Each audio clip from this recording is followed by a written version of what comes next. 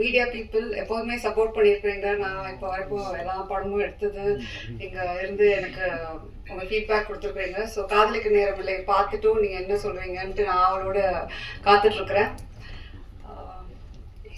ஜெயம் ரவி கிட்ட நான் வந்து காதலிக்க நேரமில்லை அப்போ பேர் கூட டைட்டில் கூட இல்லை, இந்த கதை மட்டும் இருந்துச்சு. அவர்கிட்ட சொல்லும் போது இப்போ இருக்கிற ஆக்டர்ஸ் நீங்க பாத்தீங்கன்னா படத்துல எத்தனை கத்தி வரும், எத்தனை கன்ஸ் வரும், நைஃப் கூட யூஸ் பண்ண மாட்டோம் அப்படின்னு சொன்னேன். தைரியமா அந்த படம் யூஸ்வலா ஒரு ஆக்டர் வந்து கொஞ்சம் ஆக்ஷன் படமே பண்ணிட்டு இருக்கிறேன், நான் அந்த இமேஜ் நான் மெயின்டைன் பண்ணும், இந்த இமேஜ்க்குள்ள நான் திருப்பி வந்துட்டேன்னா அப்படின்ற ஒரு குழப்பம் இருக்கும். ரவிக்கு ரொம்ப கிளியரா ஃபர்ஸ்ட் எடுத்தோடனே நான் பண்றேன் அவ்வளவுதான், அதுக்கப்புறம் நோ லுக்கிங் பேக், வேற எதுவுமே கேள்வி கேட்கல. தைரியமா நம்பி அவர் வந்து இந்த கதை பண்ணாரு. So thank you Ravi. அண்ட் நீங்கள் பாலச்சந்தர் சாரோட என்னை கம்பேர் பண்ணும்போது எனக்கு ஒரு வாட்டி I am getting goose bumps because I am so like overwhelm by that. I adore him. Nithya Menen வந்து நான் அவங்க சொன்ன மாதிரி அவங்க கிட்ட கதை சொல்லும்போது எனக்கு தெரியும் அவங்க ரொம்ப செலக்டிவாக கதை பண்ணுவாங்க. அண்ட் ஆல்ரெடி அவங்களை பற்றி என்ன நான் கேள்விப்பட்டிருக்கிறேன்னா அவங்க எல்லாத்துலேயும் ரொம்ப கரெக்டாக இருப்பாங்க, ஸ்ட்ரெயிட் ஃபார்வர்டாக இருப்பாங்க. சம்டைம்ஸ் சில இடத்துல தான் கொஞ்சம் ஸ்ட்ரிக்டாக இருப்பீங்க கூட நான் கேள்விப்பட்டிருக்கிறேன். ஸோ வென் ஐ மெட் யூ நான் அந்த ஒரு இதில் தான் இருந்தேன். ஸோ ஃபஸ்ட் டைம் ஷூட்டிங் போகும்போது அவங்ககிட்ட நம்ம எப்படி பேசுறது, டக்குன்ட்டு ஏதாவது இதாகுமா, ஏதாவது அவங்க கொஞ்சம் ஸ்ட்ரிக்டாக இருப்பாங்களா, ஏன்னா எனக்கு வந்து வேற I am like exact opposite. Exactly. But அதுதான் வெளியில ஏன் அப்படி பேர் உங்களுக்கு ஸ்ட்ரிக்ட் ஆஃபீஸர்ன்னு இருக்குன்னு தெரியல. Till today I feel like that it's a friendship that is going to last forever ன்ற மாதிரி தான். ஸோ அந்த அளவுக்கு வந்து கம்ஃபர்ட், அந்த அளவுக்கு காதலிக்க நேரமில்லைக்கு ஒன் ஆஃப் த மெயின் பில்லர்ன்னு சொல்லலாம். சொன்ன மாதிரி ரவி சொன்ன மாதிரி அவங்களோட கேரக்டர் அந்த போல்டாக அதை ஏற்றுட்டு பண்ணுறது வந்து நிறைய பேர் அது பண்ண மாட்டாங்க. So thank you Nithya. And Vinay வந்து அவர் இந்த படம் ஓகே சொல்ல எனக்கு ஃபர்ஸ்ட் டைம் மீட் பண்ண படம் அவருக்கு கதை சொல்லும் போது அப்படியே யோசிச்சாரு, கிரு ஓகேயா இது வந்து எப்படி அது மாதிரி ஏதாவது டைப் காஸ்ட் பண்ண அதெல்லாம் எதுவுமே இல்லை Vinay.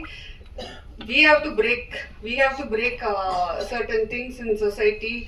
We have to normalize a lot of things அப்படின்னு சொல்லும்போது அவங்க okay I completely trust you அப்படின்னு சொன்னது தான். அவர் இன்னைக்கு வரைக்கும் அவர் ஃபுட்டேஜ் எப்படி என்ன ஏது எதுவுமே கேட்கல. அவர் வந்து ஐ திங்க் அதனால தான் அவர் one of the like best actors where is willing to do different characters. In fact நான் அதுக்கு முன்னாடி 2-3 பேர் கிட்ட கேட்கும்போது அவங்களும் ஒரு பயத்தில் இருக்கிறாங்க. ஐ திங்க் ஒரு ஆக்டராக பயப்படவே கூடாது. You should try, like நீங்க சொன்ன மாதிரி you might fail, it might not work out, but நீங்க ட்ரை பண்ணலன்னா தென் ஆக்டரா இருக்கும்போது நாங்க டைரக்டர்ஸ்லாம் more actors should come, more characters அப்பதான் நாங்க எழுதுவோம், மோர் புதுசா ட்ரை பண்றதுக்கு நீங்க ஒரு ஸ்கோப் கொடுத்தீங்க. அண்ட் டிஜே பானு வந்து நான் ஏற்கனவே சொன்ன மாதிரி அவங்க வந்து கொஞ்சம் ரொம்ப யோசிச்சாங்க.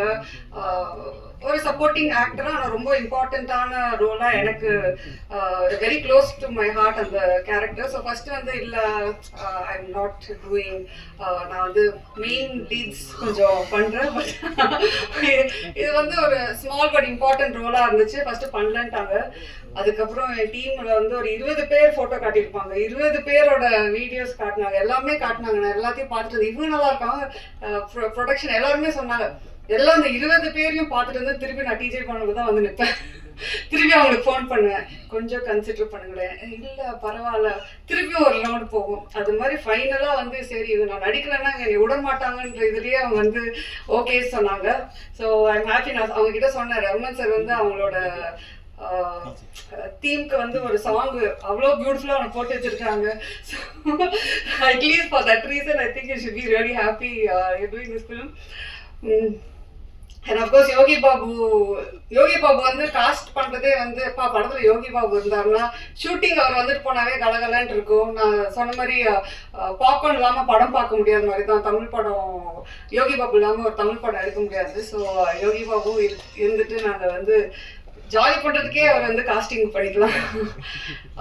And of course Lakshmi ma'am, Mano sir, John Kokken, with you வந்து ஒரு சீன் தான் வருவாங்க, ஆனால் அவங்க